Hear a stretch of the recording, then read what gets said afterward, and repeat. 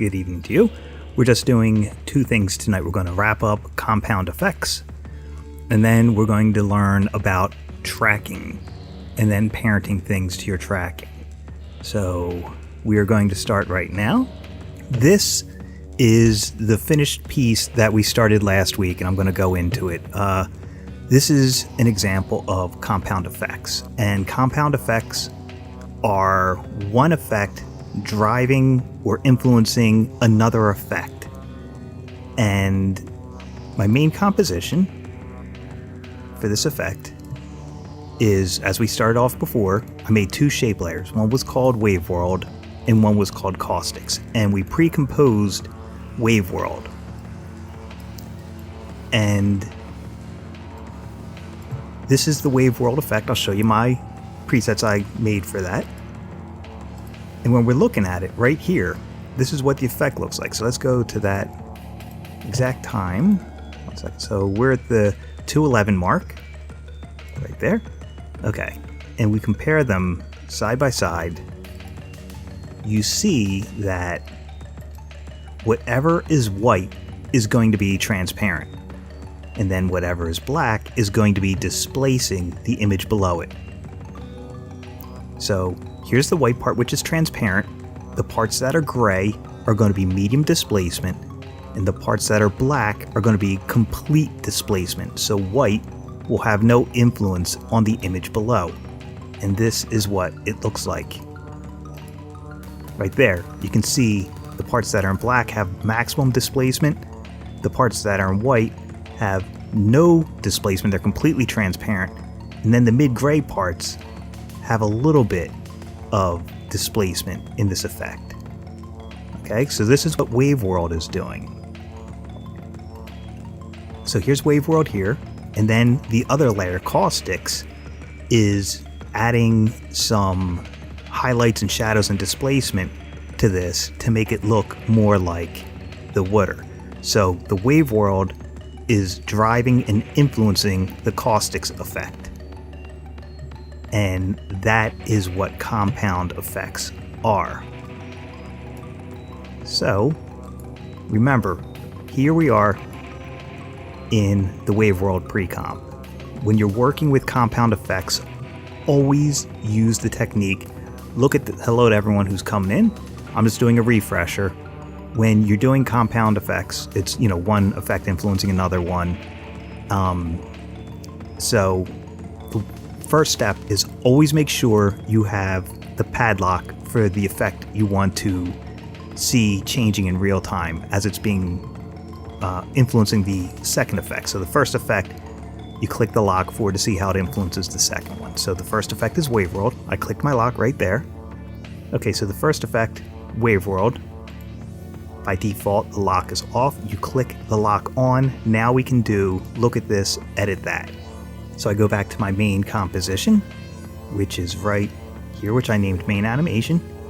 And when I click on Caustics, or actually it doesn't even matter where I'm at, because now we'll see how this influences the animation. Remember, white is see-through and black is maximum displacement. So if I change the contrast, you'll see how it's changing over here in real time.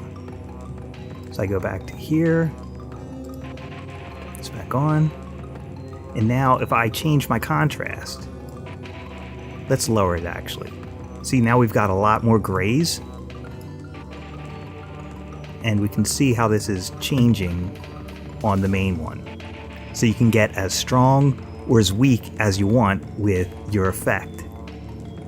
And by clicking that padlock, I can see a real-time update based off of my displacement that I want. Like that. So I don't have to keep bouncing back and forth and then guessing. Look at this, edit that, allows me to see how Wave World is interacting with Caustics in real time. Just like we did with the displacement map and fractal noise. Any questions on that? Okay, so here's the settings I used. And then the important parts I'll just go over. Render dry areas as transparent. that's what we saw. Pure white is see-through. So I wanted that on. You could change that to whatever you want. If I chose solid, you see less of it over there. And then you could adjust the transparency. So if I say solid, then make it 100%. Oops.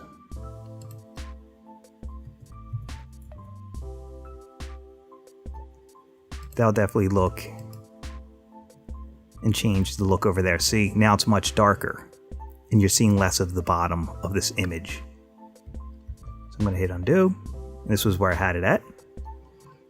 I increased the grid. Okay. I increased the grid to get more detail. I wanted a slower speed with some dampening so it's not too distorted. And it's reflecting off of these edges. Pre-roll, I set up pretty high so it's already going once the animation starts. Once the effect begins. So the ground, I used the house image and I adjusted its steepness so it'll influence the waves on top. These are how I set up my producers. I animated them across the screen just to get a little bit of life to them. So that's what I did with Wave World. I'm going to zoom back out. Now, in my main comp, Caustics. Well, first I got to click off here. Click the padlock to turn it off. Now I can go to Caustics. And I'll show you my Caustic settings. Because Wave World is interacting with Caustics. So the bottom of this is the Hello Class layer. So it looks like the water is rippling above it. That's what's at the bottom of the water. You could put logos there, you could do whatever you want. But just remember, Caustics is where you have the bottom image. And you could scale it up or down. I just have it once. I could repeat it across if I wanted to. This is crucial. The water surface. That's our Wave World pre-comp, okay? Remember, pre-compose your layers to make sure there's less things going wrong when you're working. Here's my settings for the water layer. The sky, as you see here, was a JPEG I pulled down from the parallax example a few weeks ago. And you can scale it up or scale it down. You change the intensity of it. And these are the lighting settings I used and the material settings. Just that you see how that was all set up. Okay, so again, that's how the Wave World effect influences the caustic effect. They work together, that's a compound effect. So this was just the rendered out sample of that motion from originally before we changed it before lab. And then this was another sample that I rendered out ahead of time. What I have as the bottom layer is video. And then when I put the sky over top of it. So it's just showing you could use any elements together to do anything you want. Just a matter of playing around with and experimenting. Any questions on compound effects? Like I said, most frequently you'll be using grayscale animations as displacement maps. That's another classic example of look at this, edit that, and compound effects. Nope, okay. So now we're going to tackle something new. And if you want, you can look at the video files in the server. They are... Oh, here we go. So it's week 6, and there's a whole bunch of camera footage if you want to mess around with it. But if you don't feel like getting it, here's the clip that we're using right now. Okay, so the way motion trackers work is you're finding information inside the image and the computer is saying where it is and following its movement. So if we want to track like the tip of this lens, the first thing we would do, say we want it to be that band right now. Let's do my hand. Okay? So we want to track my hand to get the information from there and parent something to it. So first thing I'm going to do is I'm going to make a null. And you can get there by going layer, new, null. As we know, that's where everything is. Layer, new, and there it is, null object. So I've got my null, and I've got my image. All I have to do is double click on the layer, and that opens up the window for that layer. And we're going to want to make sure we've got the tracker. It's over here, window tracker. Mine's already open. And we're going to do track motion. This is also useful if you want to stabilize footage, like if you shot it with a Steadicam or a gimbal. You could do it through here. So I'm going to click track motion.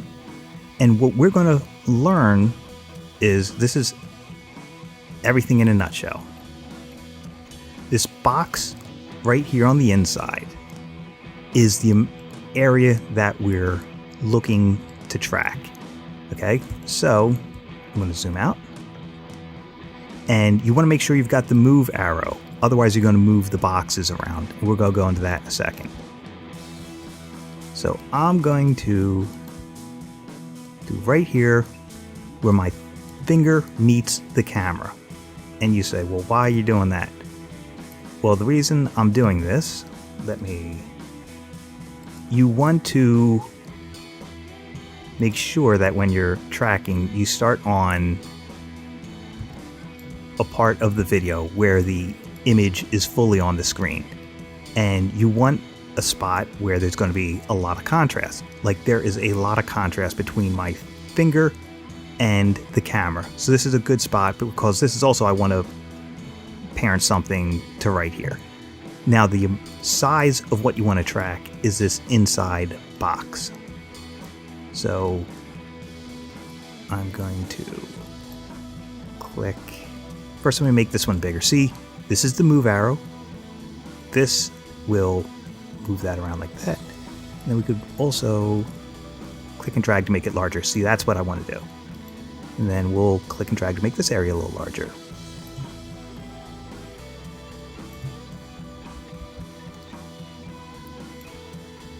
A bit smaller. There we go. Okay, so this is what I want. And this is the area it's going to look for it in. So it doesn't need to be a super large area because this is nice and contrasty. Any questions so far on this is the area you're tracking and this is the amount of the image it's going to be looking for, this part of it inside? Any questions on that so far?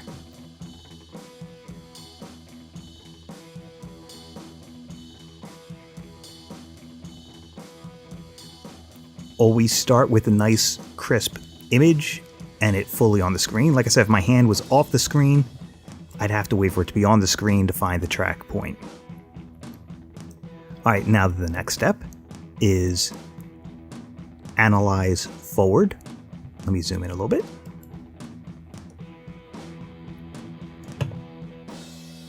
Here we go. So we did track motion. We moved our tracker. We're doing 1-point tracking first. We move the tracker. This is the area we want to track, and this is the area that it's going to search for it in. So we're just doing position. Then we will track forward because this is the beginning of the video. So I click the track forward button. Oh, and you see my tracker just went off. So I'm going to hit the U key. And here's my keyframes for what it tracks so far. Let's go back. There we go. We'll zoom in. And the reason the track went off is because if you look, I moved my hands quickly and there's a blur happening. See, the more the blur happens, the more the track is off. So I'm just going to get rid of these frames that were wrong. And then you manually go from frame to frame.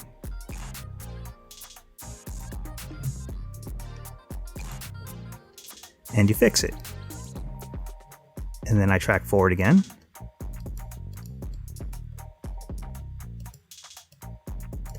And then I gotta go and fix each one of these, one by one. That's the last time it was on, right there. So I go forward 1 frame.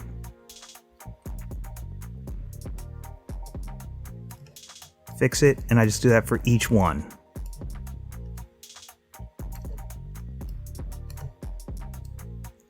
Oops, let me hit undo. And it's tedious, but I'm explaining to you why the track failed. And let's pretend this is all done and we're good.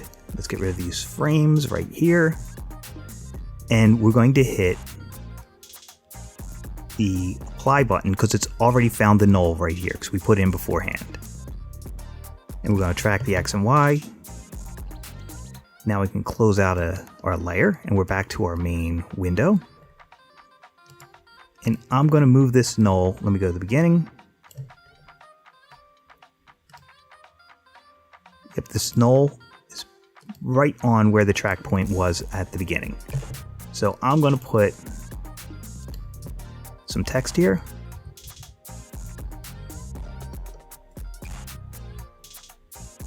Shrink it down a little. And I'll make it white so we can see it. And let's pretend I want the type right there.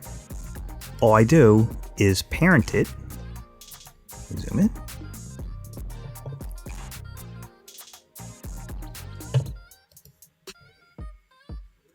Now remember, parenting is in both. These are your modes. Click switches and modes to go back and forth. And these are your switches.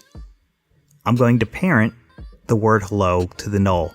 And it's good to use the pick whip over here or the drop down. I prefer people getting in the habit of the pick whip because as we've seen with expressions, you need to learn how to pick whip certain things to different parts of your animation. And what's going to happen when we watch the word hello, it'll move with the camera for the amount that we tracked, just like that. And that is 1 point tracking. I could then go in and let me zoom in a little bit. And if I wanted to, I could add some motion blur, and my motion blur is enabled right there. And the faster this type moves, the more blurred it will become when it follows the camera. Get a little bit more realistic motion to this.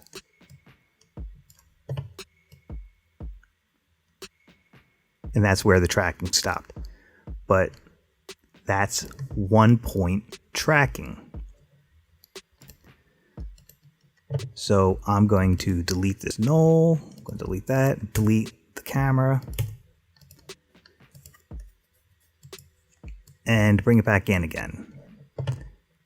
Any questions on 1 point tracking? 1 point is if you just want, say you were zooming in and out of a building and there was a statue at the steps of the building.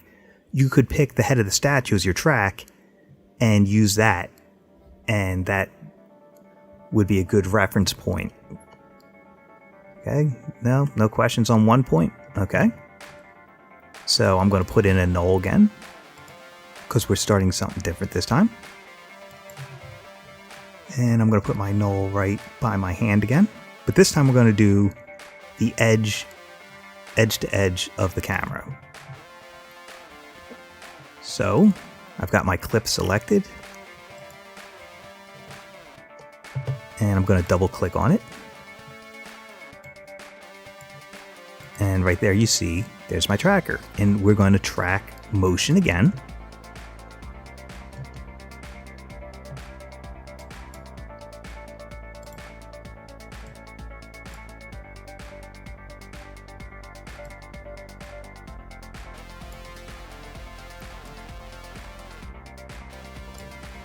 No, wait a second, I didn't want to do that. I want to put it right.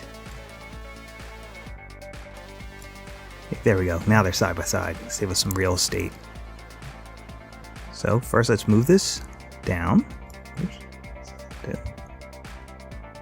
Now we can see it better.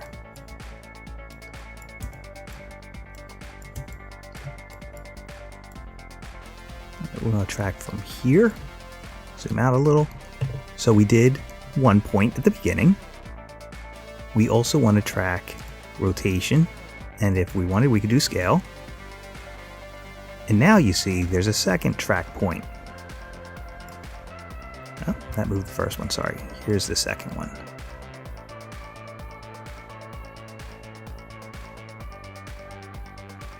Let's do here. We'll do that strap, and then we'll move this so it's pretty straight. We use that point. Okay, like that. And we do the same thing. So if this rotates, it'll catch the rotation of it. It's not going to really rotate much. And then we track forward. And I stopped it before it gets too blurry. I'm going to hit track forward again. Stop again.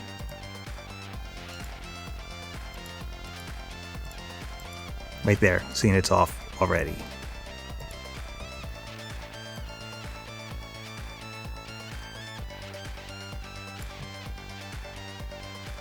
It's actually doing pretty good. We got it just before it happened.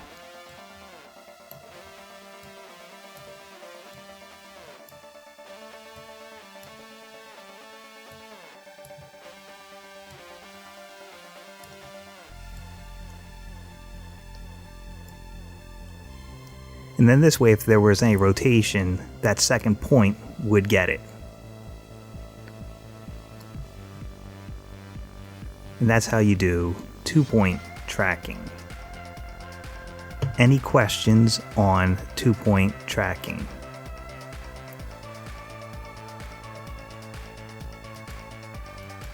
And then we would apply it to the null, because the null's already selected. See null 22. X and Y, sure.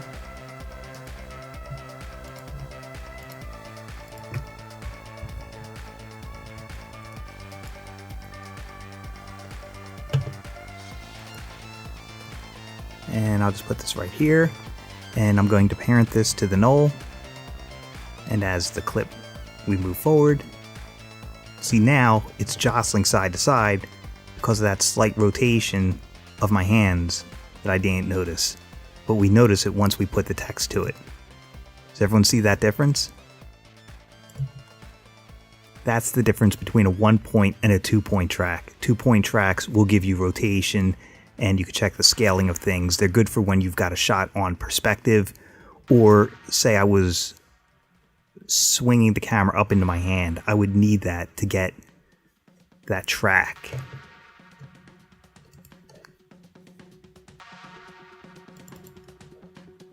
Okay.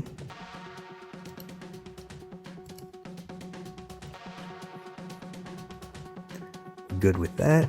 All right, no questions.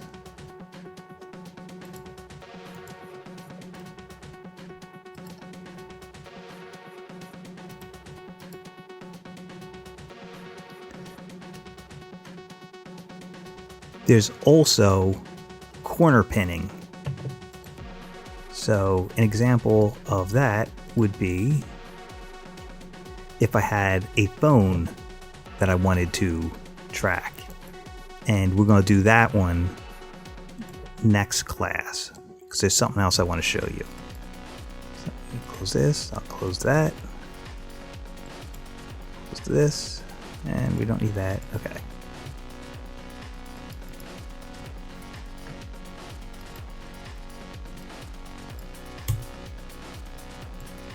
We'll start over with just my face. Are there any questions about tracking so far?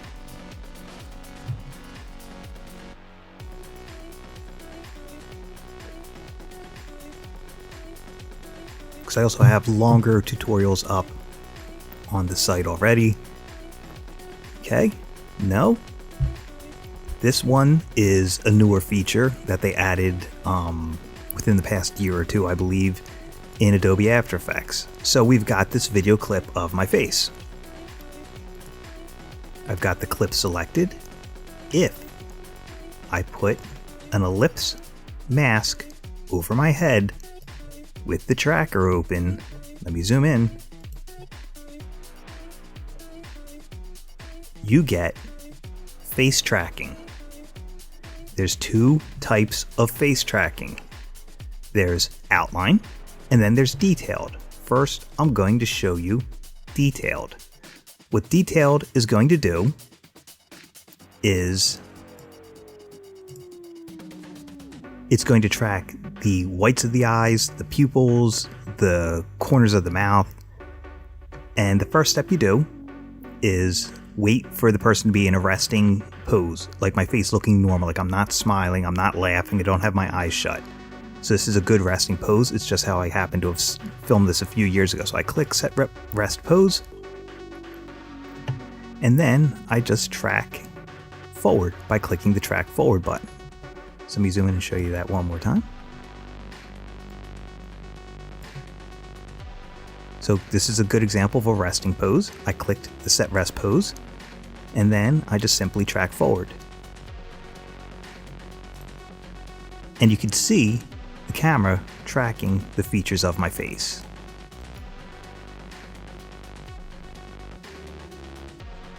Now let's see what happens with that covered. This is all new territory because I haven't messed around with this footage in ages. So we'll see what happens when the camera gets lowered. It's still holding those points to where they were last time.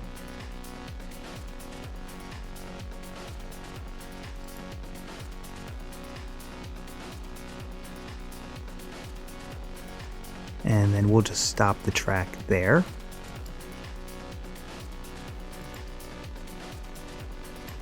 And here's all of those track points for information.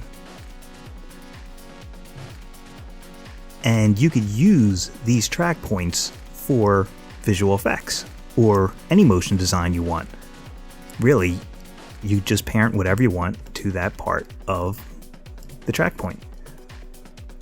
I'm going to bring in that clip one more time and show you the... Wait, is this it right here? Yep. Yeah, here's the original clip. I'm gonna hide the top one. And if I make a mask again, that's gotta be an oval over the face. There we go. Now this time I'm gonna do face tracking outline only. So let me zoom in so you can see that. So I've got my oval mask, face tracking outline only, and you see I don't need to find a resting pose, and I just track forward. And it's just tracking the outline of my face, not the other points. And you might say, well, what's the point of this? If you've got effects that you want to make sure stay inside, this mask will help that happen. So I'm gonna click out.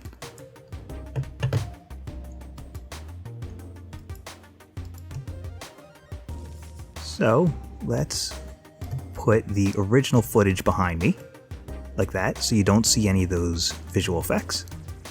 And let's hit the U key. Now, even though this is on the the left of my face on the camera, this is actually my right eye. So this is going to be the tracking info for the right eye. This will be my left eye. So I'm going to want to track the left pupil, which is right here, okay? So let's do a little experimenting. We're gonna do layer, new, let's do an adjustment layer. And we'll put a bulge effect on there. Like such. Okay, and right here we see the bulge effect, and we're going to want that basically to follow my left eye. So I've roughly placed this where I want it. Oh, let's get rid of the first one. Is this the second one? Yeah, there's right there. All right. So this is the one with the eye track points. And what I'm going to do is I could hit the E key to get this. E pulls up effects, U pulls up keyframes. Here's my bulge center. I'm going to Alt or Option click on bulge center, then use my pick whip right over here. I'm going to pick whip that to the track I want. And that's going to be the left pupil right here. So I drag it to the word left pupil. And as my left pupil moves, the effect center point stays with it. And then I could just increase or decrease the radius here as I wanted to get the effect looking the way I want. And if I want, I could keyframe animate the effect coming off and on, because anything with a stopwatch can be keyframe animated. So let's try that. I will go from a bulge height of 0, move forward to about, say, after the blink.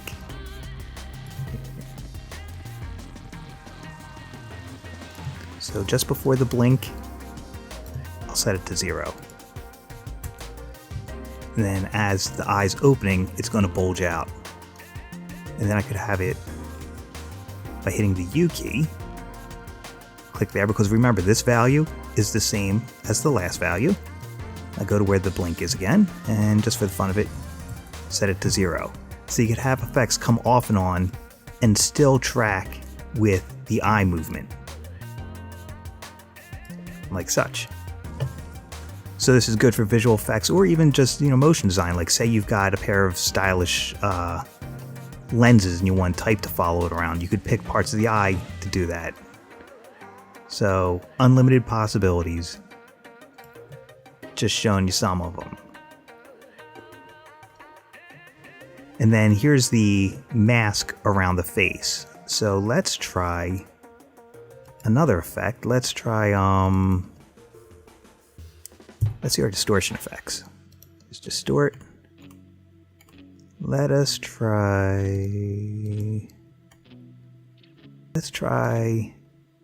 Reshape, see what that does. Oh no, that's for morphing PNGs together. Let's just try corner pin, see what I can do with that. Ooh, okay, alright, now I've got crosshairs. And remember, with crosshairs, you can click on it once and then choose where you want it to go to, like that. And as Gabby was saying, I've got 2 eyes, so I can parent my left to my left eye and my right to my right eye. So I'm gonna twirl down here. Here's my effects. I'm gonna hide the bulge effect. Go to my corner pin. Go back here. Let me hit the U key. There we go. So left and right. So I'm going to Alt or Option click on the upper left, and I'm going to parent that to, well, let's do my eyebrow just for the fun of it.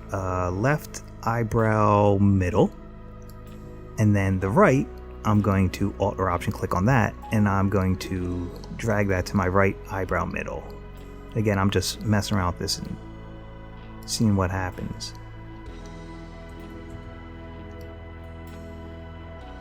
See? It's following those points, and now I've got a pinhead. So if I green screen this out before I put that effect on, we would see it.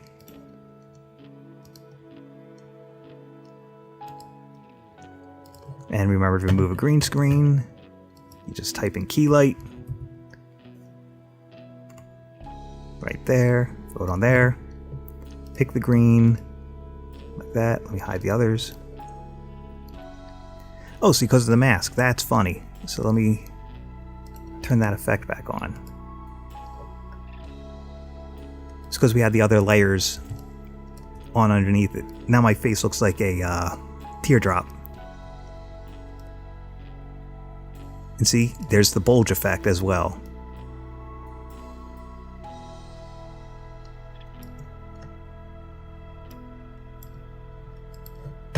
Let's see if I throw a transform on here and see if I can scale it up and keep everything in place.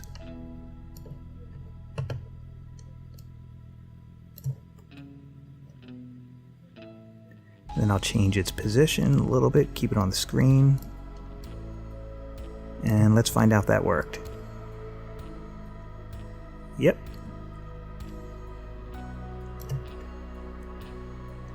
So that's just a couple of the fun things you can do with tracking. You could use it to parent images together, like text into a moving scene, like you've all seen in title sequences. Or you could use it for effects information. Okay, I don't have the fonts, fine. It'll just substitute them. Oh, that's fun. Then, oh, cool. Is it kind of like a video game avatar type of intro thing? A lot of layers. Coming along nicely if she's on tonight.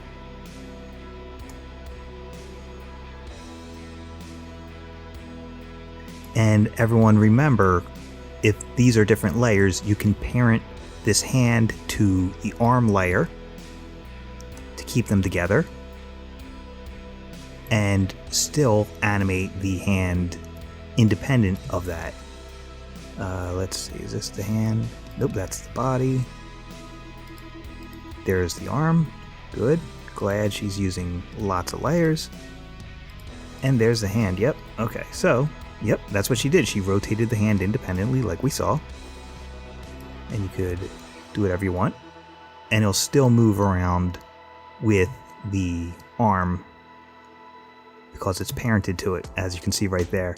Brilliant, nice professional workflow. Jade, love the art style. Can't wait to see what the rest of this is doing. Turn myself into, oh, okay. Okay, good. Just give me sketches, like just draw them out real roughly with a pencil, take a photo of it with your phone, email it to me so I can help you figure out the breakdowns of what you want to do for the stuff in the background, etc.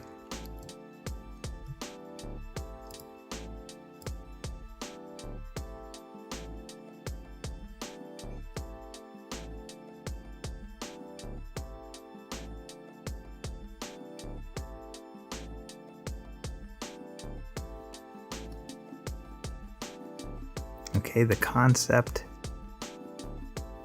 I see it. Oh, wait a sec. Okay, I'll take a look at that in a moment, Danielle. Watch your space. You've got a lot of dead space in this. Like this boulder.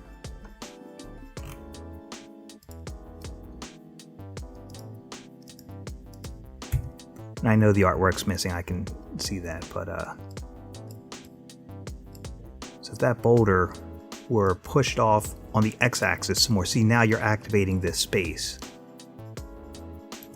And not everything's lining up in a row. It'd make it more interesting to the viewer to fill up more of the space by spreading your things out along the x-axis. So once I have the artwork loaded up in that, we'll see what that looks like. Maybe it was because I didn't fully extract it. Let's find out. Yep, there we go. You did it right. See, we learned something new tonight. You gotta extract the full image, not just go in and open it. Okay, now this is just a matter of the layers not lining up.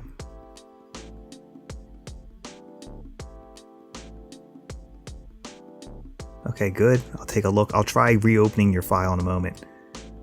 Okay, so you see right here how you've got a couple dead frames because things aren't lining up. The fast way of fixing dead frames is selecting all the layers that will be affected by it. So it's from here down to there, but not this one right here. So I'm going to control click that one, and I've got the rest of them set up. Now here's where your gap is, right here. And all I have to do, if I hold down shift while I drag, they'll snap to line up at the edge. Okay, that's a little trick. All I did there was I selected my layers and I control clicked on the one that I didn't. Oops, let me close that. So I control clicked right there, so it's deselected. And if I zoom in here, you see there's like a frame or two where they don't line up, and I just drag and I hold down the shift and it'll automatically snap those edges together. And that's how you fix that. Shift is a wonderful thing for when you're trying to get things to line up, like right here, break time. Let's pretend we wanted it to line up with here. If I drag it, I select it first, I drag it, and then I hold down shift, it's going to snap to that edge. And then you won't have those missing frames, but I'm going to leave that there because that's where you had it. Let's go back here. Let's take a look. And I know I'm watching this at half resolution, I just want to render quickly. Okay, now, one thing we're looking... Oh yeah, no problem, that's what I'm here for. So, you see this scene? And the ball rolls off. One thing that'll really help with this, one, put some squash and stretch here. I like the bouncing overshoot, but if you want to give this even more life... Oh, you do need a refresher. Okay, yeah, no problem at all. That's what I'm here for. Okay, the way squash and stretch works is gravity is going to be pulling this as it's getting closer to the ground. So let's find your shape layer that we're talking about. Oh, right here. Duh. Okay. Here's your shape layer. And right now, your anchor point is at the middle, and we're going to want it to be at the end. Okay, and I want to keep it right where it's at. So let me zoom in a little bit. We'll go forward one frame.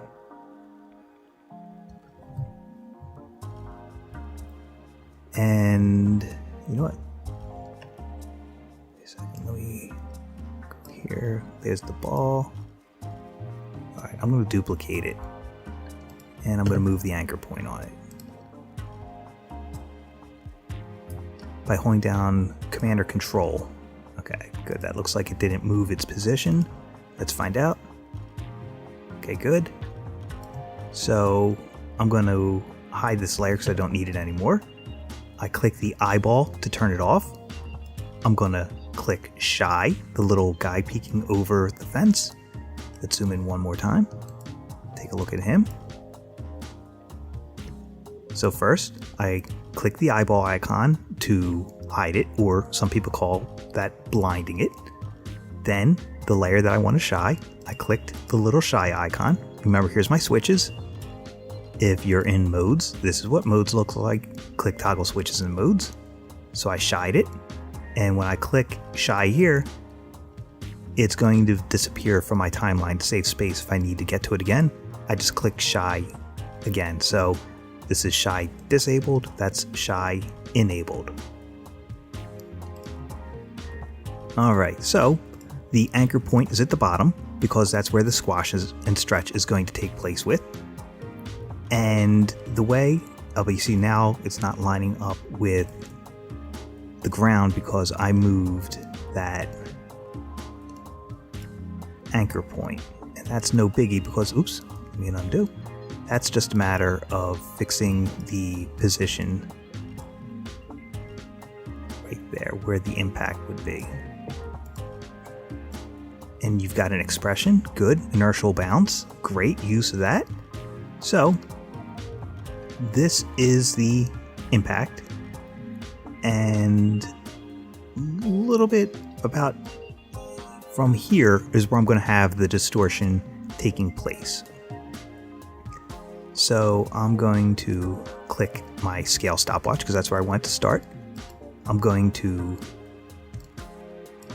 clicked the chain off because I want to non-uniformly scale this. Because remember, we're going to be going differently on the up and the X side to side, the Y up and down. Okay, so this is where it's going to start stretching. The most amount of stretch will be just before impact. Okay, so that's where we're going to have the most amount of stretch occurring. When you're doing squash and stretch, remember you want to keep the volume, so it has to be consistent. Stretch is up and in, squash is down and out. So what that means is this number here will be getting bigger, and for this I'm going to do 50 just so it's even math number. So if I go up 50 here, I'm going to go in 50 here. So it's stretching up and squashing inward like that. Stretching up, squashing inward. Then at the impact, the next frame, I'm going to go one frame forward. There's the impact. It's going to keep its volume, so it's going to go out 50 and down 50.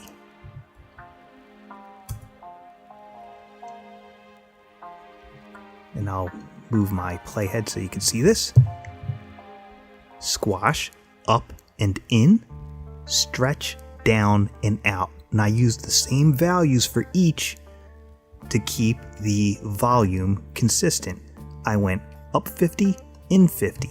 And then when I went to that's the stretch and the squash, I went out 50 and down 50. There's my math again. That's the stretch. There's the squash. And don't forget, this video will be up tomorrow for you to have a reference.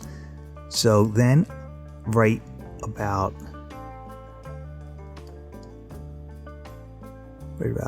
here at the height, it's got to be just before the height.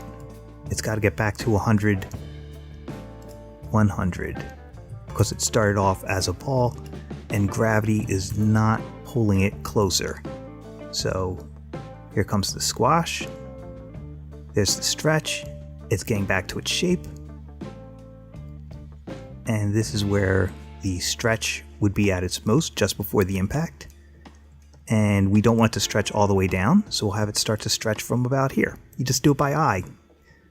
So I'm going to click the scale stopwatch again. Well, I mean, no, I'm not going to click the scale stopwatch. Remember, if you click the stopwatch, the first time you turn on the keyframing. If you click it again, you delete all your keyframes. I meant to say, I'm going to hit the diamond button right there. That's going to add a keyframe, and it's the same value as the one before it. See, right there, 100, 100, 100, 100. Okay, so this is where it's going to start to stretch, and just before the impact is where the stretch is at the most. Now, the first stretch was 50, and since it's going not as far of a distance, it's not going to get pulled as much. So just for simple math, I'm going to do half of that. You know, it's up to you how many squashes and stretches and bounces there are. So if I went up 50, this time I'm going to go up 25, and I'm going to go down 25 over here. Stretch is up and in. See, it's going up and in. Kept the volume consistent. And then I'm going to go forward one frame to the impact. And here's the impact. So let me zoom in. Our stretch was up and in, so the squash is out and down. Like that. And we'll zoom out.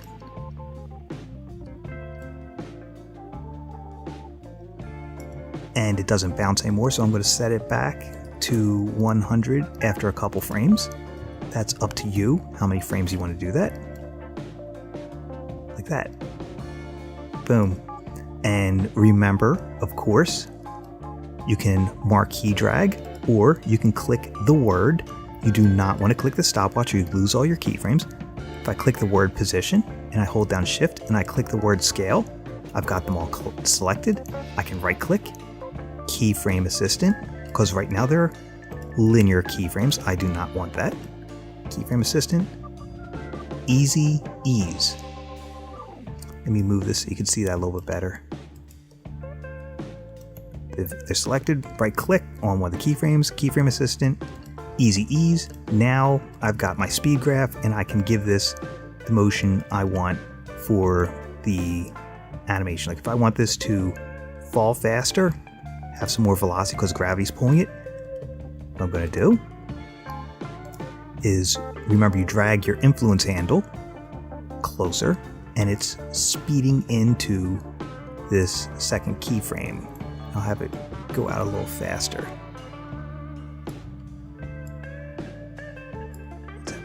much faster than that.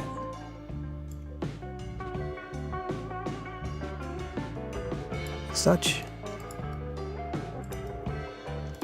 And you just click speed graph to get back out of your speed graph. See how much more life that has already?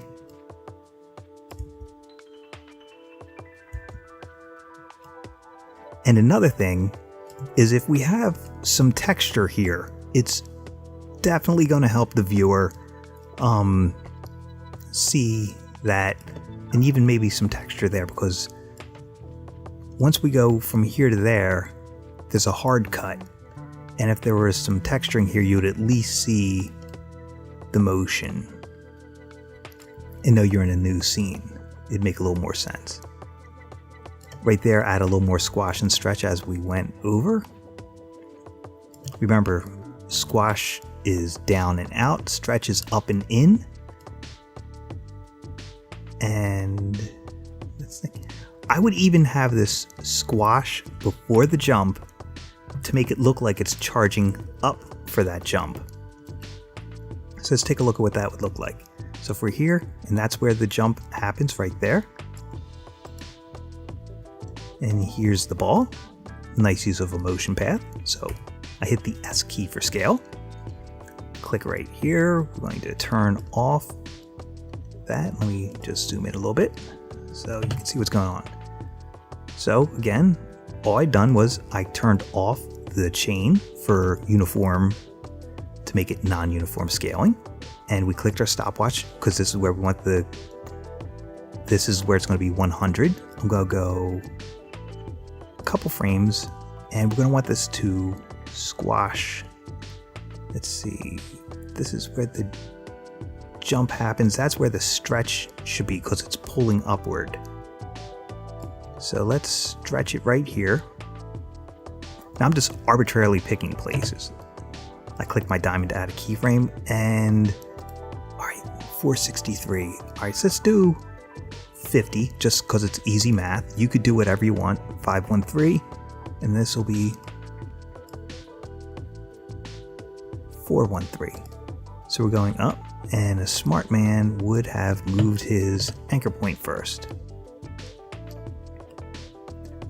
So let's do that. Remember to move the anchor point, you use the pan behind tool right here and hold down the control or the command key. Oops, daisy. Let's zoom out of here. Go back to the beginning right here before things get all weird. And let's put that control point to the bottom.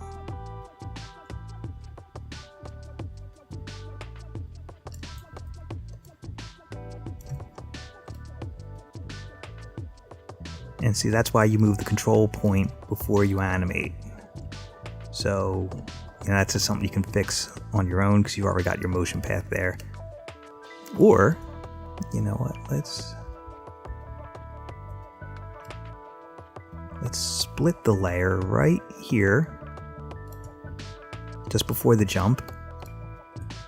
Now remember to split, you could either hit Command Shift D or Control Shift D or go Edit.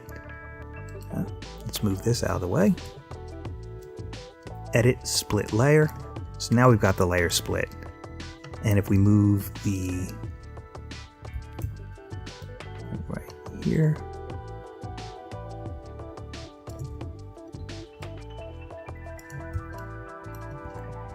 now we've got our stretch,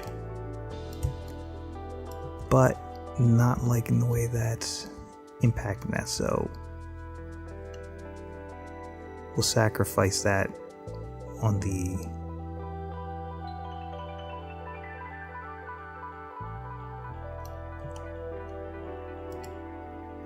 see, so 463.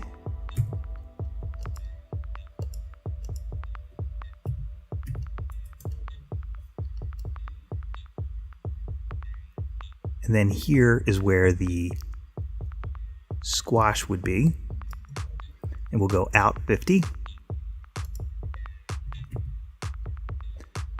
Oh wait, so it's out 50 and then down 50.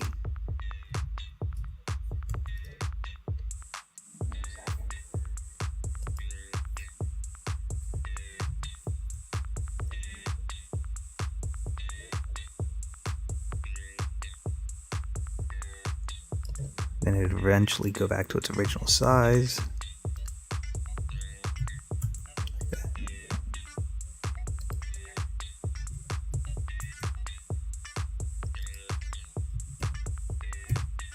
Like that.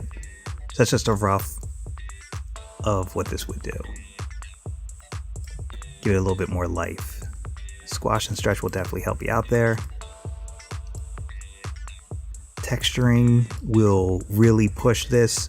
There's some great things you can do. You could grab textures in Photoshop. You could make your own textures. And you could even just bring the textures that you like in here and use your shapes as an alpha matte. And obviously parent the texture to the image. Do you need a refresher on making the shape an alpha matte and parenting the texture to it, or are you good on that? Now remember to import, you just go File, Import File, like such, or you could double click in an empty space in the project panel. Alright, so here is the ball, right here. And it's split up into 3 layers. And pretend you've got your motion looking the way you want. Okay, good. There, there, and there. All right. So we'll go to the first instance of it. And we'll bring this texture right below it. And you see this texture is huge.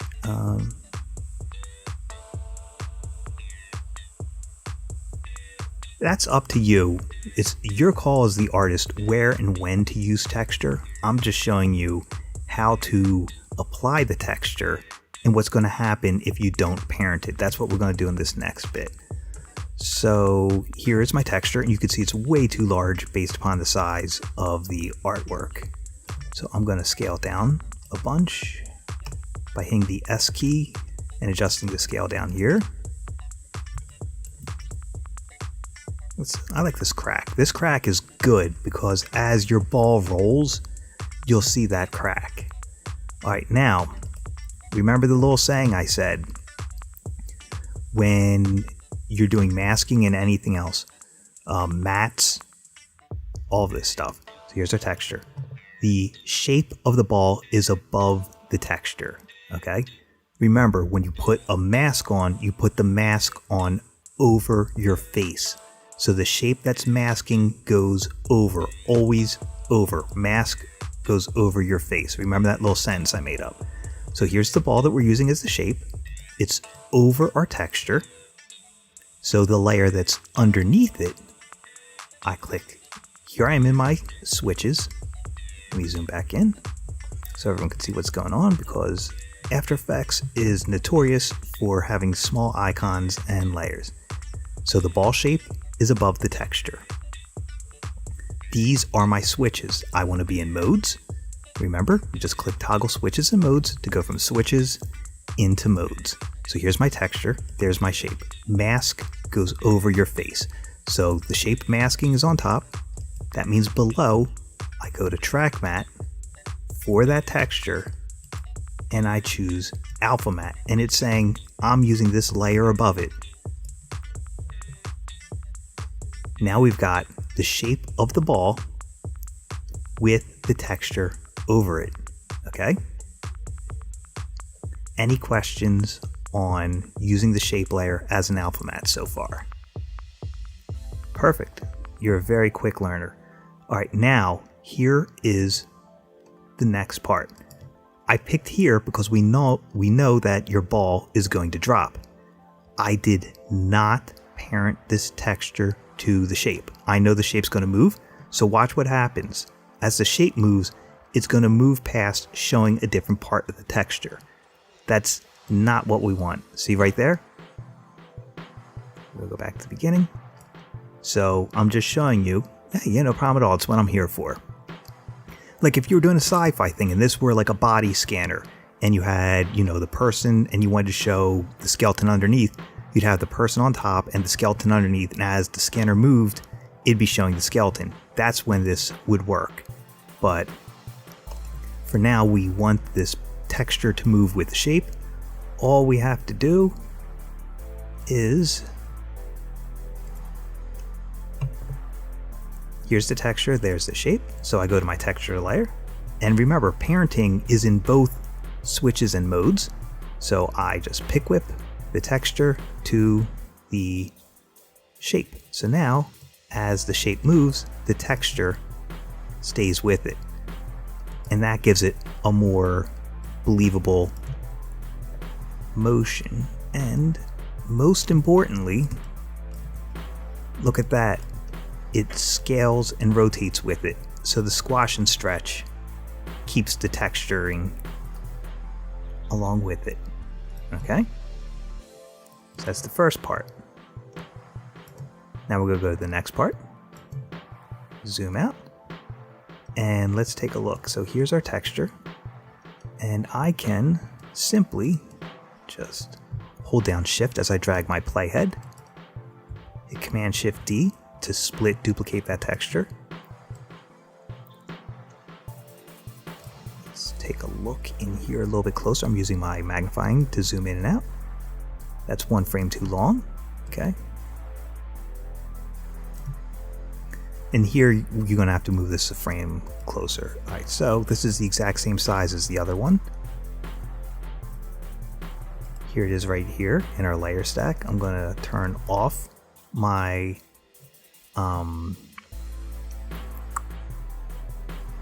what's it called? Turn off the alpha matte on that. And I'm going to fix the position on it.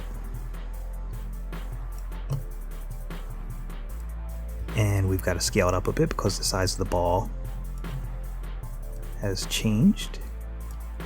Now that I've got it roughly the size that I want and located where I want, I'm going to zoom in.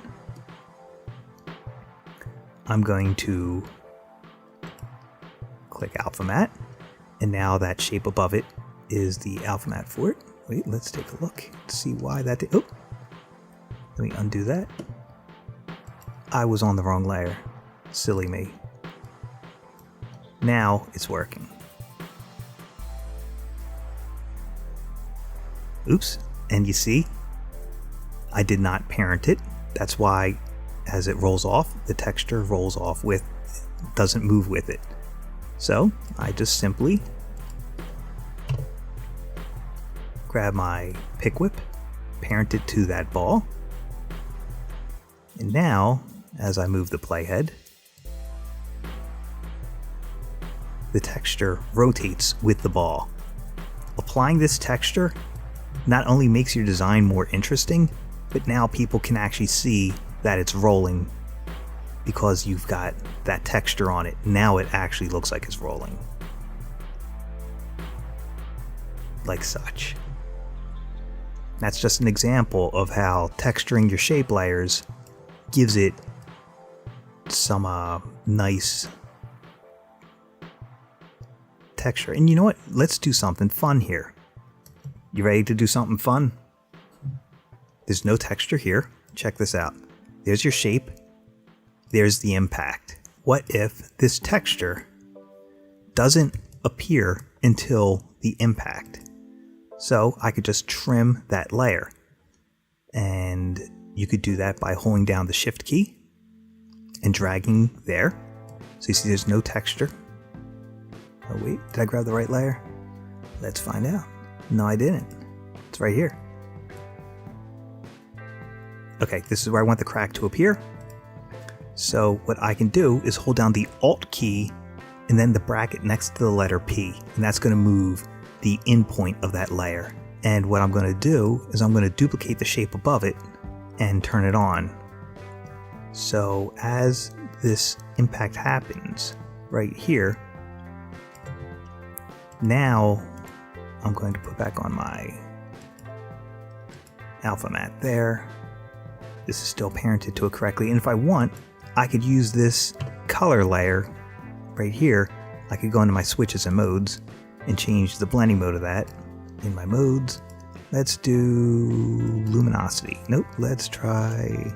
So you've got the ball falling and then the crack. So color is not really doing us any favors. There we go. Multiply keeps the color of it. And then you've got the texture. So that's another possibility. You can use multiple layers and then have the crack appear at that impact and then carry it through. So that's how you keep the color and the texture and have it parented so it moves along with the motion. All I did was I've already got my shape. I duplicated the shape and I used it as a blending mode, and then I just had the crack come in at the impact by changing the endpoint of that layer. That help you out a little bit? Okay, that's a good one. Alright, so if you don't want any hard cuts, the one thing I can think of for that is, let's see, so if you got this going here, that's rolling off. Okay, what I would do here is you can fake camera movements with an adjustment layer and the transform effect like we just saw earlier. I'm going to get all these layers, minus you, slide them down a little bit. And why are you here? What is this? I'm just going to move this here just so they stay together. Alright, now, here we go. Here's the $1 million question that you just asked. Let me make my texture a lot longer. Say right here is where you want the camera to zoom in. So, remember, an adjustment layer, yep, this will apply to everything. So for here, I'm going to put the adjustment layer right here. I'm going to have it zoom in as it's almost finalizing that, just to add some interest. So I go adjustment layer, and the adjustment layer affects every layer below it. There's the transform effect still selected, and what we can do is animate the scale and the position, and then we go forward in time for however long we want that zoom in to be. There's our zoom in, and then we just change where the camera.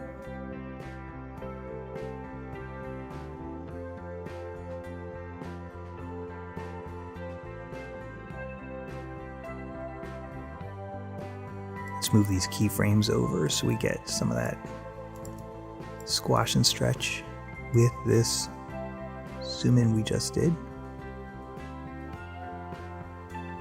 Like that. And using this technique, obviously easy ease. Right click, keyframe assistant, easy ease. You can fake camera zoom ins so you're not doing hard cuts from scene to scene. And here with this ball drop, what you could do is keep the clock up longer and follow it on the ball. So that would look like that's going down, everything else would be staying up. We're going to need that layer to stay up longer.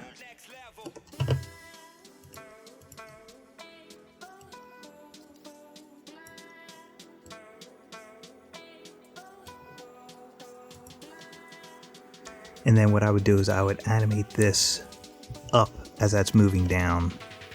So this is where it starts to fall.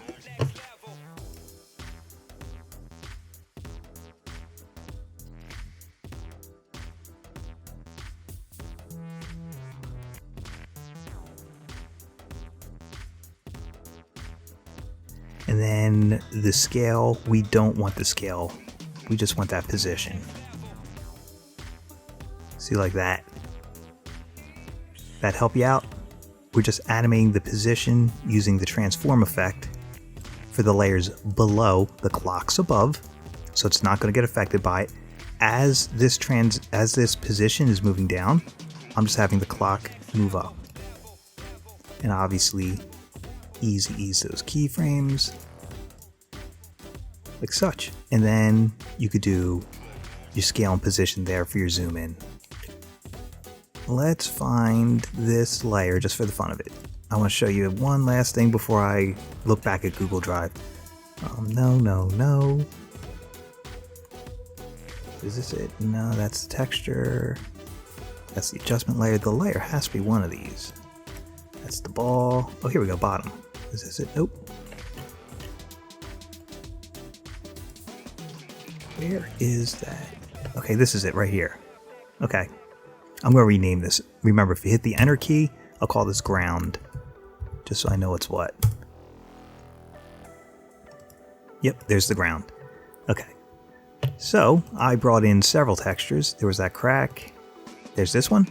I'm going to put this below the ground. And let's just zoom in. Because remember, you can add as many textures as you want. There's my ground. There's the texture. Remember, mask goes over your face. So the ground shape's above, the texture is below. In my switches and modes, track mats column for the texture, I go over here, choose the ground as the alpha mat. Now we've got that texture there. And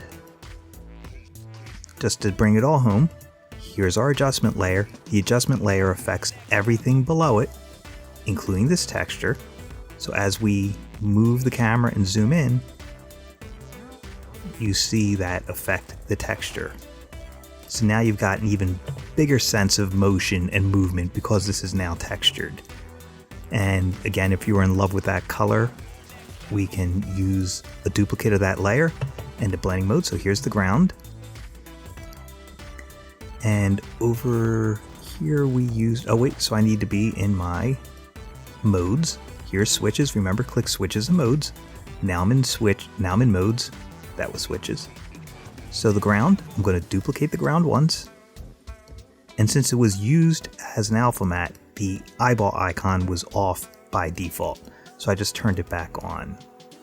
And then I'm going to just pick a blending mode. And the blending mode we used before for the ball was, I don't remember it, so I'm going to go to my duplicate of the ground. And oh, here we go. Multiply. Let's do multiply. So now I've got the texture and the color.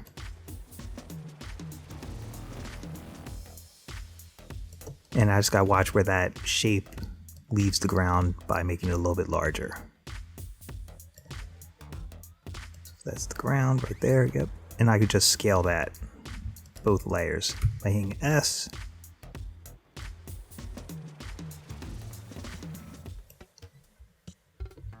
For however many layers there are for that ground. But see, having that texture really shows the motion better than a flat shape. If you're using multiple After Effects files and you want to import new ones into this just to keep things together, you can import After Effects files into After Effects. So I just go File, Import File, and I choose the After Effects file. There we go.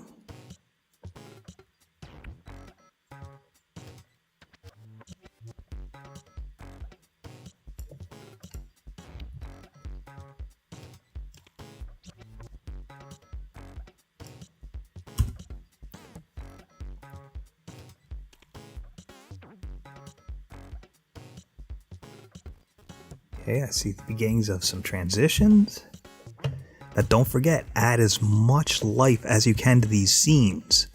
Even the Ken Burns effect will help push these scenes together. Oh, come on. And my mouse stopped working. There we go.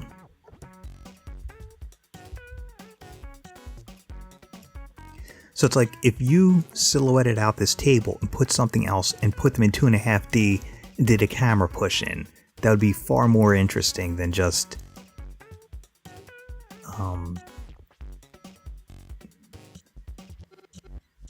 okay, wait, you're animating an effect over this. Let's take a look. It's very subtle. But still spread this out in Z space.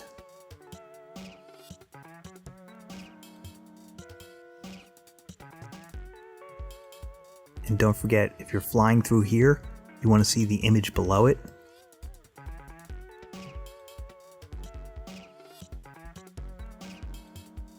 And this might work better. See, what you're doing here is you're going from a dark to a dark. Sometimes you can hide your cuts. Let's say we're here. That. This image here, let's take a look. See, this is, you went in, so you should be going out of here rather than the other direction. So let's do...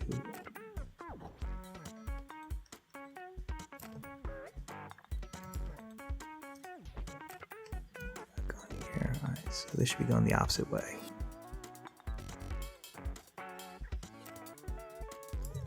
I'm just looking to see how much this needs to scale up.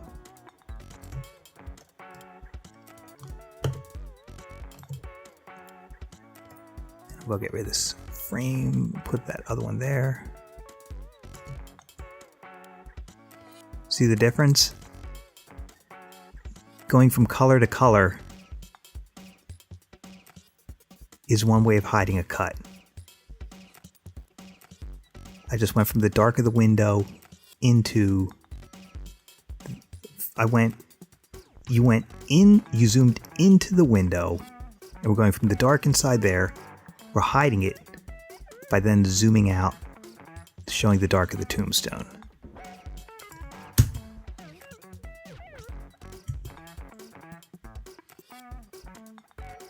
See how seamless that transition is?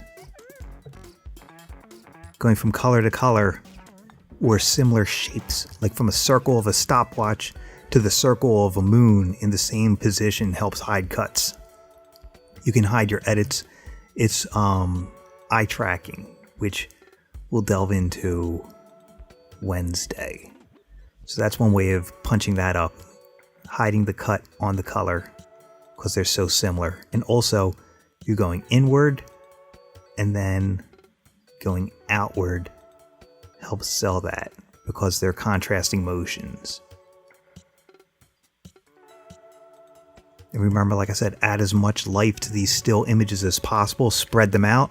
Layer them if possible. Animate the sky. Anything to beef up the motion of this. Don't just rely on photos you found from the internet. And, some transitions.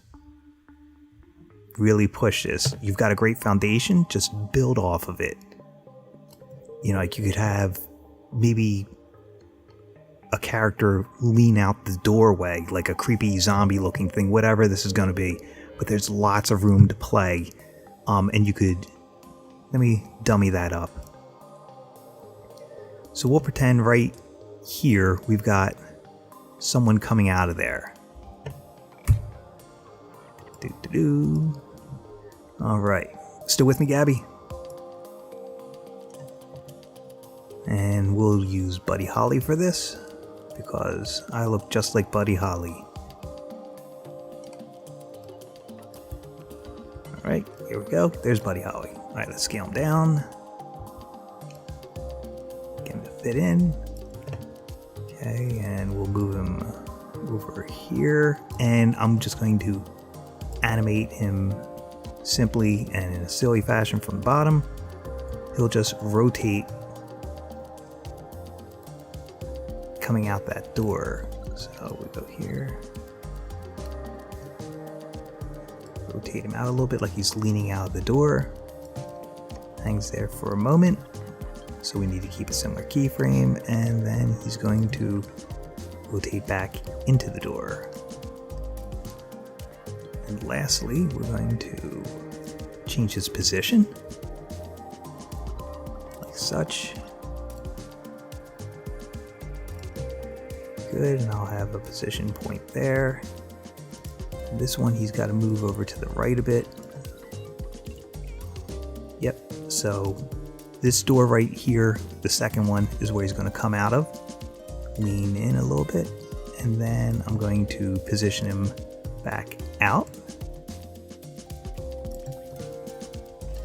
Move him along the X like that, okay. Like such. Now let's get rid of that white background he's on.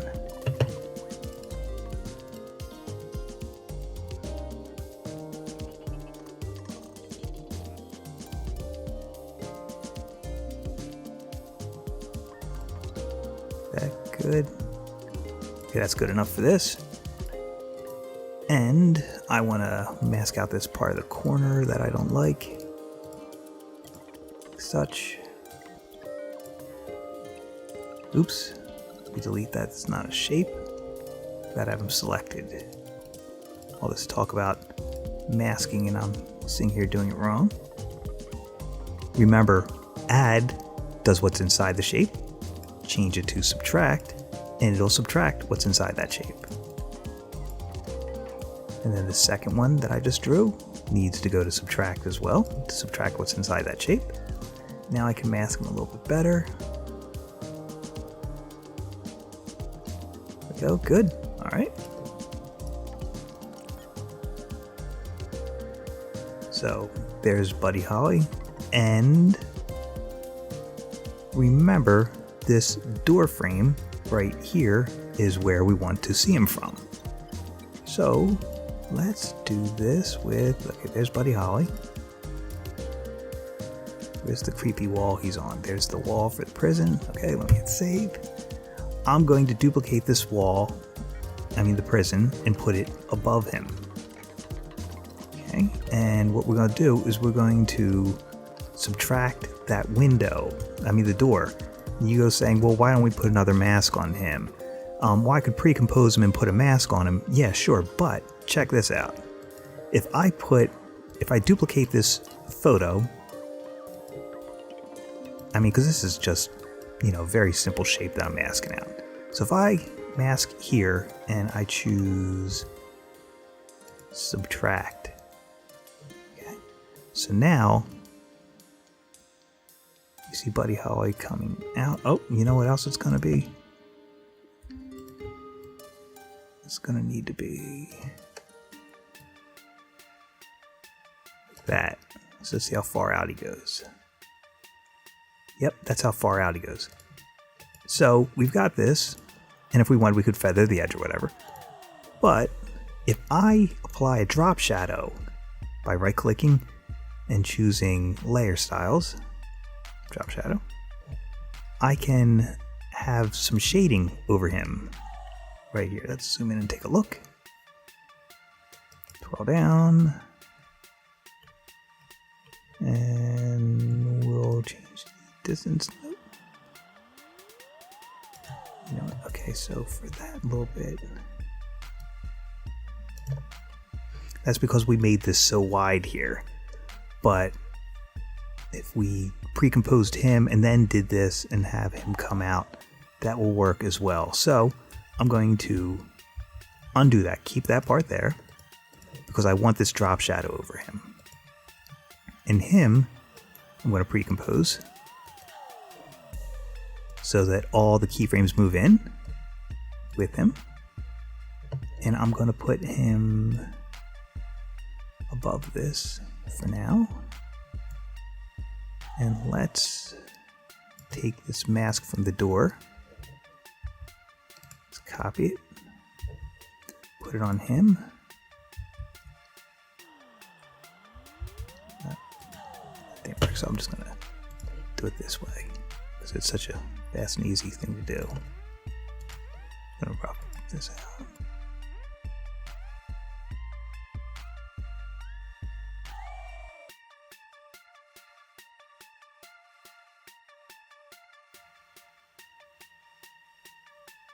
And that's a way of adding a little bit of life and some fun into some of these scenes.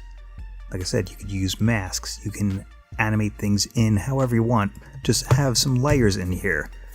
We could even, let's push this a little bit further, because that's what lab time's about. It's just trying new things and seeing what works.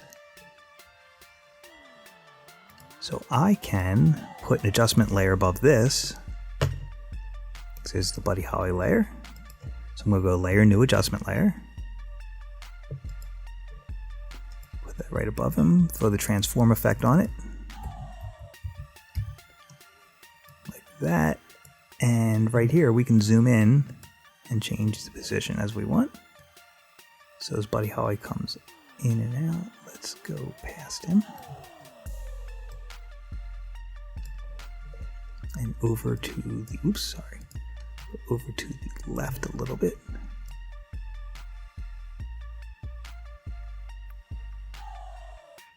See that?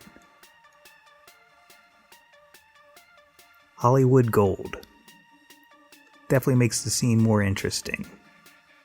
So, like I said, keep pushing. I don't want to see still images.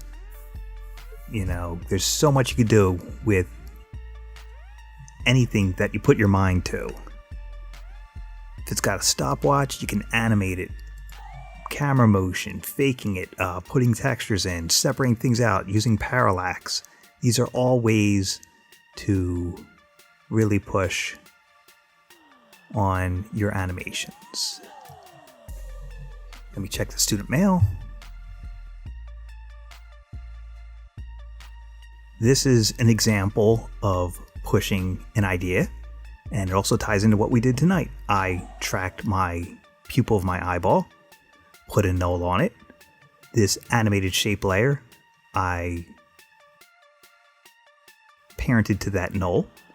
And I said, okay, let's mask. Obviously, you got to mask around where the eye is to show that the shape hides as it goes where it should. And then let's try something different with the white of the eye. And then this was experimenting off of that other one by using matte choker, matte refinement, and adjusting the edges a little bit, and obviously blending modes. So even when you've got an idea, just keep playing around and pushing it to see what you can do with that. So that's another way of tying in tracking points, parenting, and just keep pushing your ideas, trying different things to see how they work. And it's all about just messing around and having fun. I mean, you could have a lot of fun with motion and visual effects. So I hope that you keep on with it after class. And I found what I was looking for. Okay, and for those of you there working in the background, gathering stuff up, we talked about tracking earlier tonight. Now, this shot, it's a drone shot going over the ocean. I didn't film it, I just grabbed this to show you something. So, it's just a drone flying over the ocean. This will not track well. The reason is, if you look at what's going on, these waves are moving on their own, and they're moving haphazardly. Each one's moving in its own way. So if you tried to track anything, it's going to track the waves because that's what's moving. And nothing's going to sit in this scene, even though you've got this horizon that's not moving, and we know we're pushing inward. So let me show you what's going to happen if we try and track that. Let's do track motion. I already had the panel up, and it's just looking at stuff, and it's like, well, what am I supposed to do with this? You know, if I track this wave right here, let's track forward. There goes my track point. The drone's going this way, but see what's happening? Look at that, it's going all over the place. That's not a good track point. And I'm going to shorten this clip right here, just so that we're not tracking for days and days and days. So now I track camera, and it's going to 3D track that, and you'll watch all these track points pop up on the waves. Okay, and see, here's my track points. Let me zoom in. See that? So it's made my track points. Now I'm going to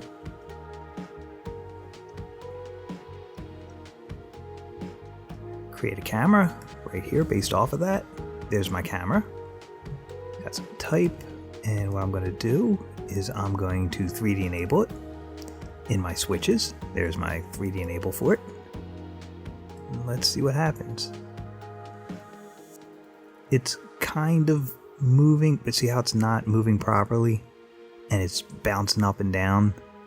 Again, watch what you're trying to track, because it's going to follow these waves and not really figure things out.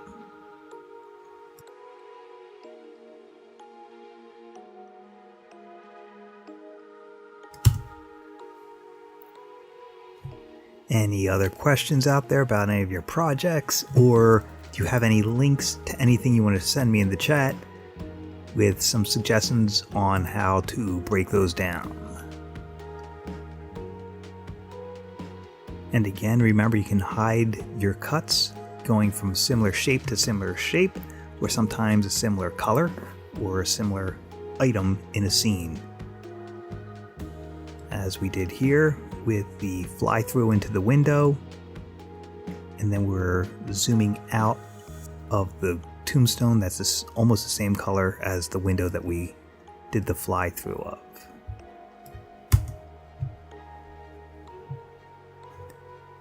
It's like that, and that helps hide your cut. You can even darken that image to make it match a little bit better.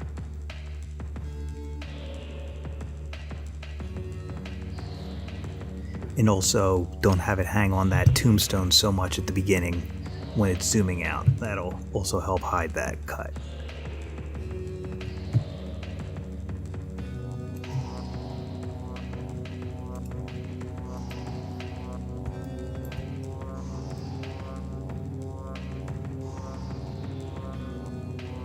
And this is an old video.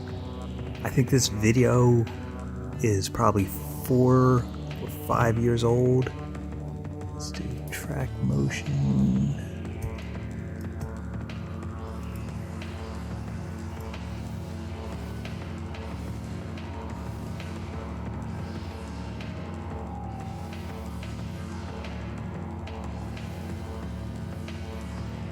And again, see right here with the faster motion and the blur, that is what caused that to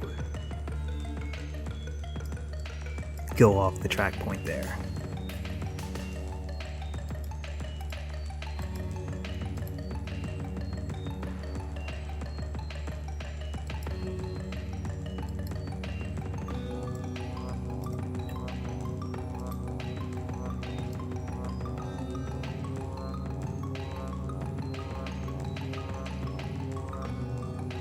And that's what happens when the track points go off. But you see how doing this 4-corner pin, it's taking that video clip and following the rotation of the phone as long as the track points are on.